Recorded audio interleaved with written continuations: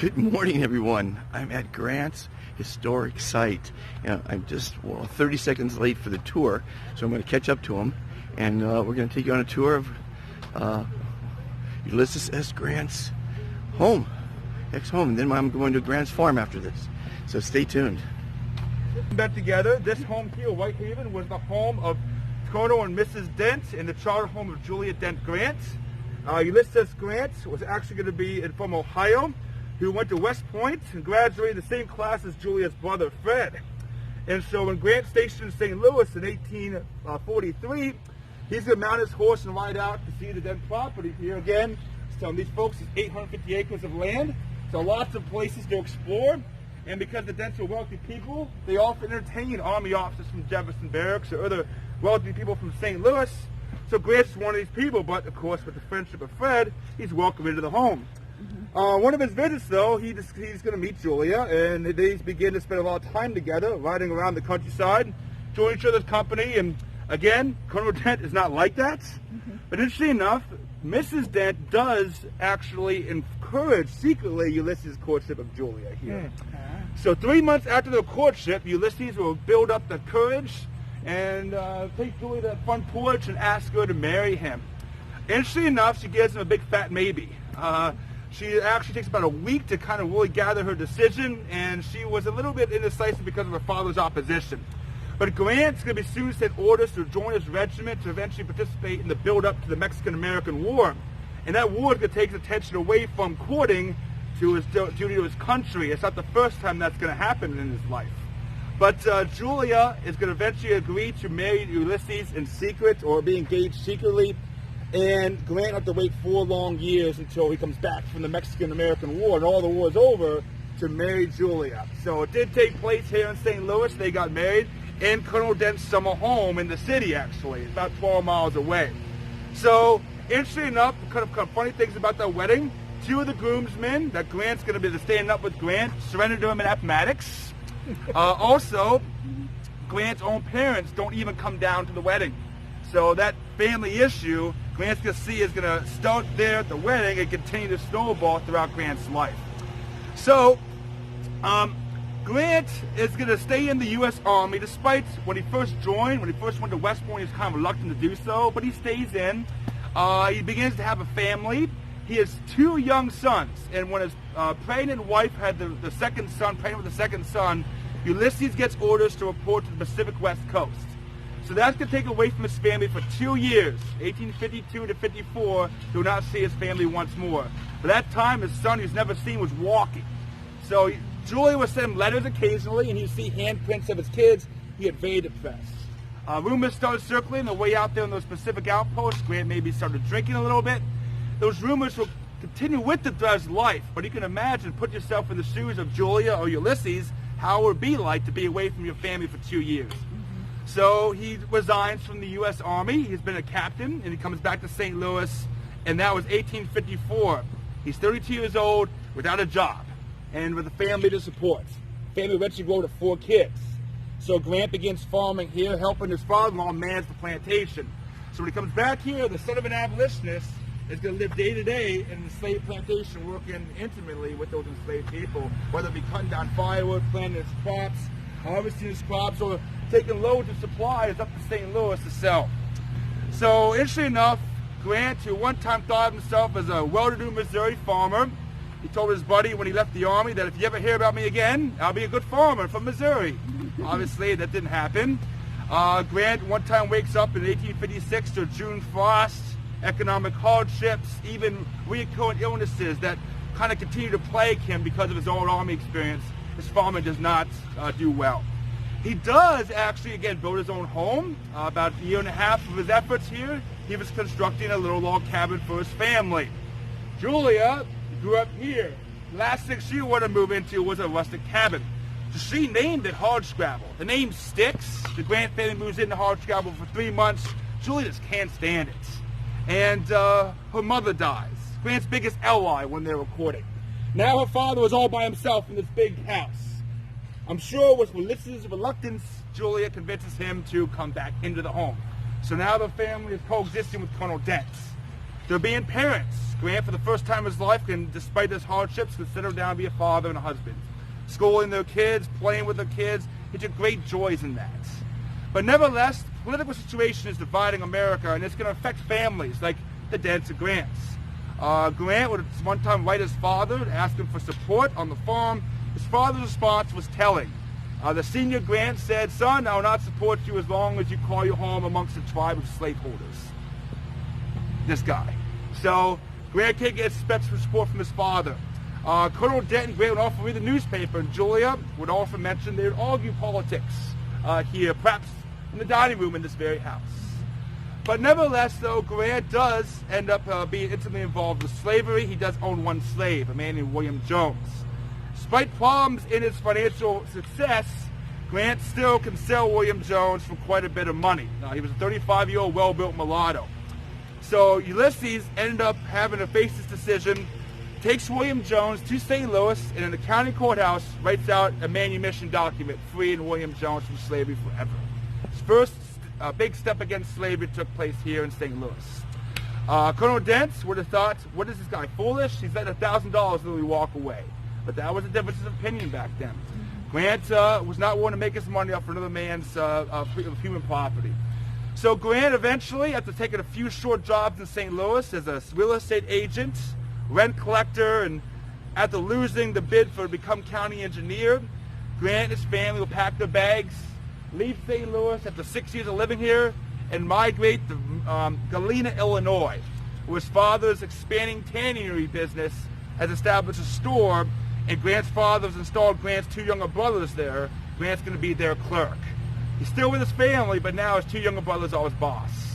So far, his life is heading towards oblivion and hardship.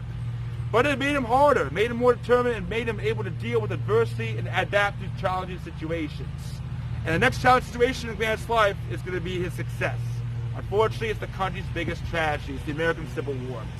It begins in 1861 when Grant was still living in Galena, Illinois. And Abraham Lincoln has called for volunteers to put down the rebellion. And Grant volunteers, but unlike many people, he wants a higher rank, a colonel. Colonels just don't simply grow on trees, guys. So Grant takes about 3 months mustering in Illinois troops to eventually get the job as a colonel. It's good to be from the same state at the time as the President of the United States, from Illinois. And 2 brigadier general vacancies open up, and next thing you know, Grant reads the newspaper, "Hey, I've been made brigadier general." That's a year after he left St. Louis in hardship. So Grant now has gone from nothing to brigadier general in the U.S. Army. Grant then wins a string of victories throughout the Western theater of the war and begins helping to actually turn upside down the plantation system of many Southerners, but including his father-in-law. So imagine his father-in-law. He was a wealthy man. Now his financial prospects are depleting. While he's reading the newspaper, his son-in-law was winning his victories to become a national hero. So over time, Grant eventually arrives from simply colonel to 3-star general, lieutenant general, the commander of all the Union armies. He'll lead the Union armies to victory, work very well with Abraham Lincoln in trying to secure a peace. He paroles Confederate soldiers, allowing them to go to their homes, and he also allows them to take their horses with them. Kind of, I guess, drawing back to his experiences here while he was a struggling farmer. He had led over 180,000 African Americans in his armies. So literally now he has literally evolved so much against slavery. He's now fighting for freedom. But nevertheless, though, Abraham Lincoln is assassinated just 5 days after Appomattox. And many people look towards Grant as the man to kind of continue Lincoln's legacy and try to bring a lasting peace as violence still flares up amongst the southern states. So Grant, 3 years after winning the Civil War, will become president. At age 46, when he's elected, he's the youngest man up to that time. And he'll face a tumultuous 8 years of lots of violence throughout the country during his presidency, but trying to establish a better deal for especially the enslaved African Americans. Things that Grant was looking into that never really got fulfilled, though, unfortunately. Women's rights were really kicking off during Grant's administration, but they never did get the right to vote, despite African American men did. And of course, the Native Americans, Grant's policy towards them was more, he put them into reservations and allowing the military, or allowing the religious organizations to try to Christianize them and civilize them. And they didn't want to do that. Lots of violence took place out there, besides the violence in the South. So it was a tumultuous presidency. But during that time of 8 years, Grant ends up eventually buying all of Whitehaven and ends up actually visiting here about 6 times when he was president. So he never actually lives here. Ironically, Grant had 3 houses after he won the Civil War, gifted 2 in Galena and Philadelphia, Pennsylvania, and he bought Whitehaven from his in-laws, but he never lived in any of them. He would visit them occasionally. That was it. He would live in Washington City, but on one of his visits back to St. Louis, he was asked by newspapermen, where would you make your permanent home? And Grant said, I've never lived long enough to call a permanent home, except perhaps St. Louis and Washington City. So this is one of the most intimate homes for those 6 years of his life. When he was struggling, he was with his family. He was raising horses here, but he relied on caretakers to raise them for him. And also sometimes he would sell or lease parts of his property for local farmers. And he went back into business and was swindled by his business associates. Grant was caught up in a Ponzi scheme. And so he lost his life savings, and then he ended up having throat cancer. And so the last 9 months of his life was trying to find out ways to support his family after his death. And one of his good friends, Mark Twain, kind of comes into the void here and offers Grant's family 70% of the royalties should Grant finish and publish the memoirs. Grant was hoping for $25,000. Instead, after he died, Julia was presented a check for $200,000. And then later on, when all the royalties were divvied out to Grant's family, there were over $450,000 to the Grant family. At the end of his life, he owed $150,000 in debt, so he would have definitely saved that problem. But before he died, he signed over the deed of Whitehaven plus other properties to settle his debts, and unfortunately lost the home 3 months before he died. So the home was owned by the Vanderbilt family for a brief period of time after Grant died, then sold off to a local man from St. Louis named Luther Kahn, who welcomed back an aging Julia, who's now in her 70s. To come back, he wined and dined her. That's the only time that she came back between Ulysses' death and her own. Both of them now entombed in New York City. Grant died in 1885. Julia died in 1902. So the next just decades and decades, you had some prominent families living in this home. The Wenzek family lived here for 3 generations, and they actually were real estate tycoons in the St. Louis area.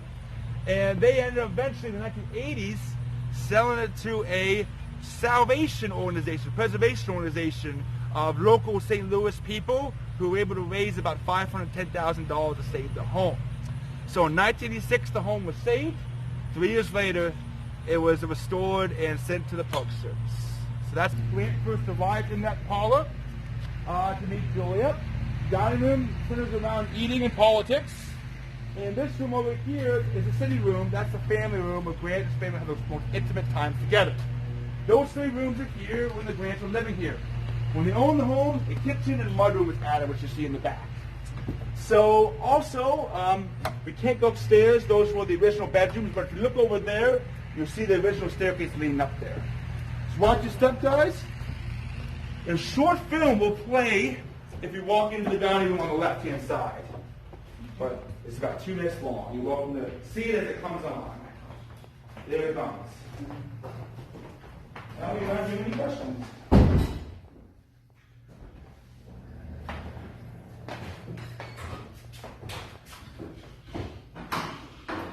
Ulysses, have you heard from your sister yet about the visit?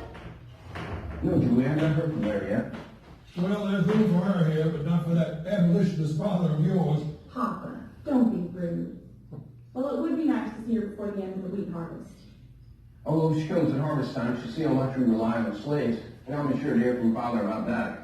Ulysses, the father has no right to pass judgment on us. Why, we treat our slaves like family.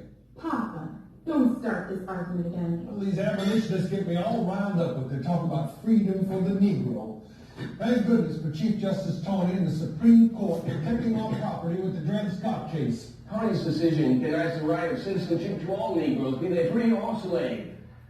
It is an extreme view. The North will not accept that. The economy of this entire country depends on slave labor, the North as well as the South.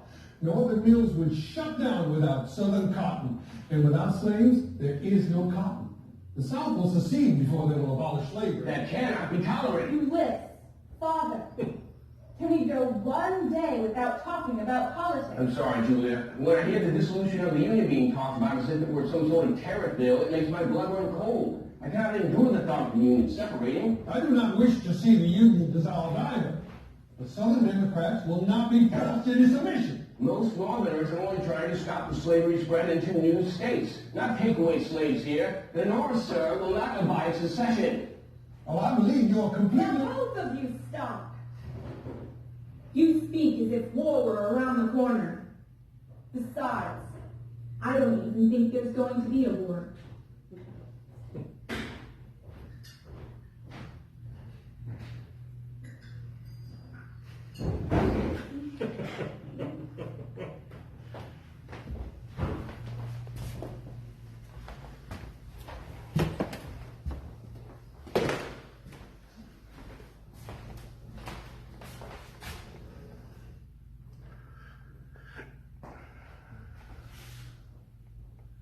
You could pause that if you want to read it. I just love taking tours of these old homes. Imagine Ulysses S. Grant sitting there playing checkers. That's cool. And of course, potbelly stove, oven.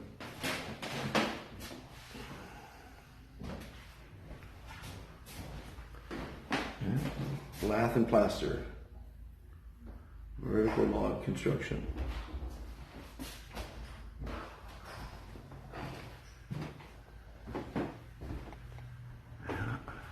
The whole back porch. Beautiful. Yeah, and look at this is the original siding over here, and you see some of the restoration work over here on these two sides. So you see the difference. Oh yeah. Yeah. You can walk in here if you want. What's in here? This is Grant's office. Oh, his office. Yeah. My goodness. Yeah, check that out. Wow. And the table's antique. The books on the glass case are Farmer's Almanac, the original. And the letter is one of Grant's letters to his father. We copied the handwriting. So that's, Really? yeah, that's Grant's letter. Copied letter. Yeah.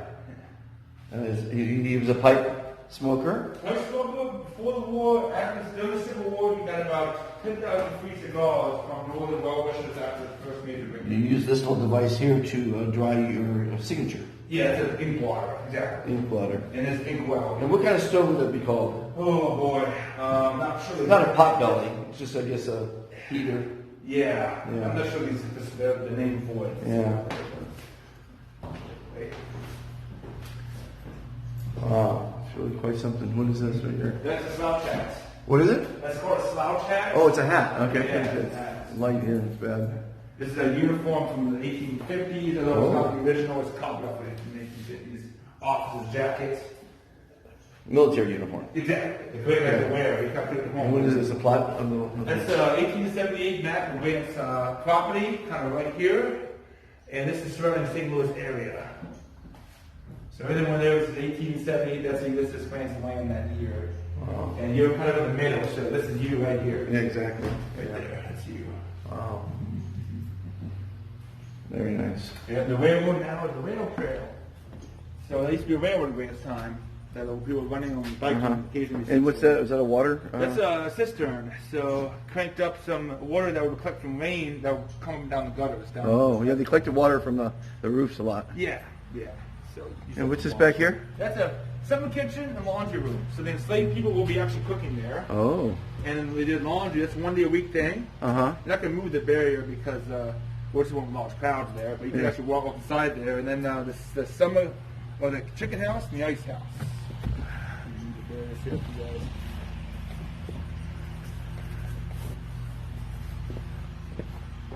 You guys can see what's going on there. Mm-hmm. That's the kitchen. The other one's the laundry room. So the kitchen's separate from the house. Yeah, they don't want, it was too hot sometimes to cook in the house before they had air conditioning, so they had the slaves cook in here. And bring the food in. And yes. They came through that door in the back. Wood-fired meals, everybody. Mm-hmm. You guys any questions at the home? That's great, dog. You got to go in there if you want.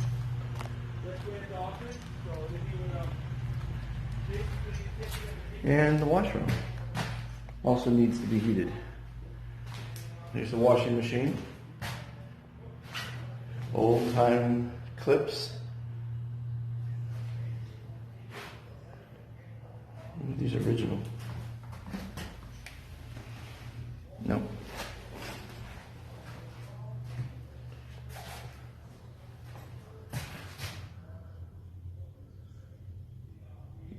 Pause that and read it if you like. Pause that and read it. And pause that. Wow, really interesting. Go back in, I missed a couple rooms. That's it. That's way down. If it's walking straight, you don't have to move. If you're able to grant access to the property and turn it to the station and then to the house. Going back to the house. Here's the staircase, off limits. Staff only. The door. The sitting room. There he is, Ulysses and his lovely bride.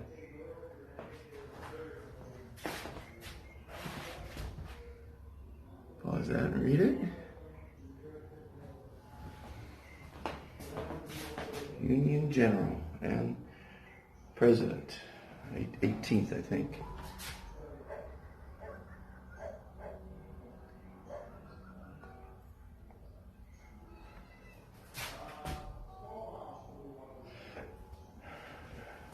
Looks like the original. Amazing. Simplicity. And of course you have to have a fireplace in every room because it does get cold in St. Louis. Look at the glass. You can see the original glass right there and the replacement. Glass wasn't perfect back then. Had a lot of striations in it, imperfections. And there's looking out the porch. Hey everybody, come on in and join the party. Well, I hope you enjoyed another Dr. Fantastic tour. And next stop, oh look at this beautiful woodwork here. Next up, Grant's Farm, a paid admission that I'll bring to you for free. Ulysses, have you heard Right anything behind you. yet about her visit? No, Juliana. And here we have Grant's charrette from the French word, cart. And here's his carriage. Wow, look at that. What history.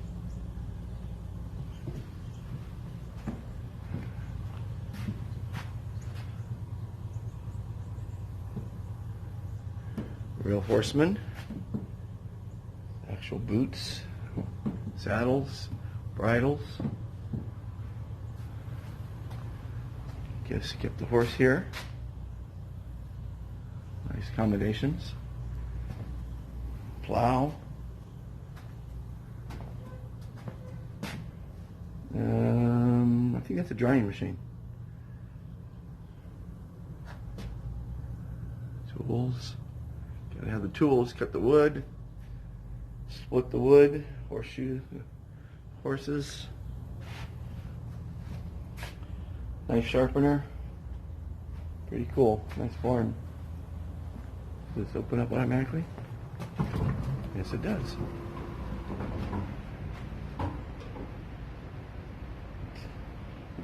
Pause that. Read all about it.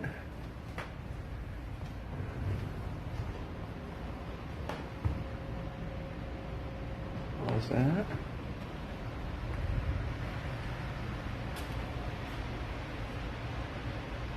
Everybody gets drunk now and again. You can pause that and read it.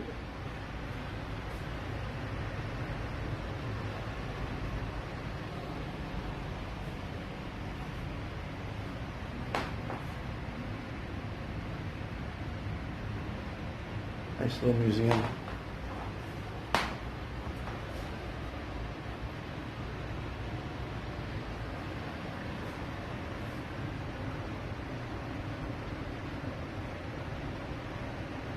It's like the parents.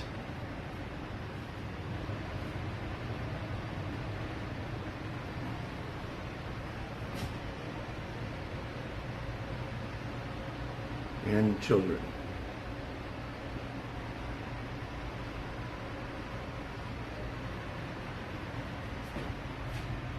And Mr. Dent and his bride. Wow, look at that hat. Pause that and read it.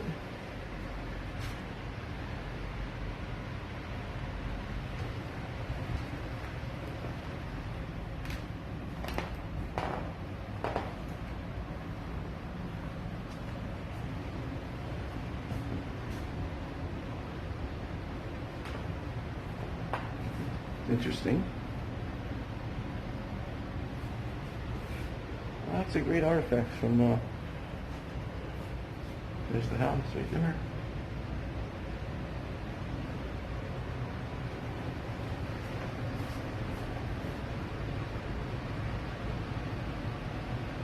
I think letters.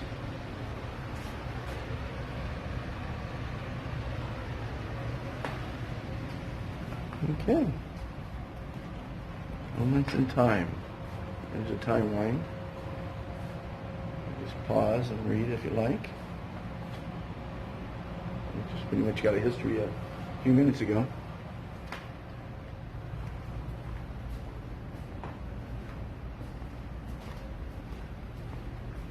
There it is.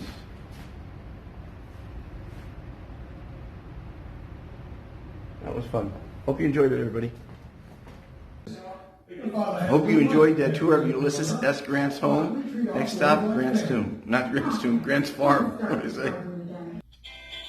Overpopulated cities around the world have caused people to become a greedy, selfish, and litigious society. Would you like to be happier, live longer, never be forgotten, and help make the world a kinder, more civil place? It's actually easier than you think. Every day you're asked, how are you? Instead of saying good, say I am fantastic. It will make you look better, feel great, and reduce your stress. Making the world a better place starts with each person. Please join the Be Fantastic movement today. What you want to be, you can be. Be fantastic.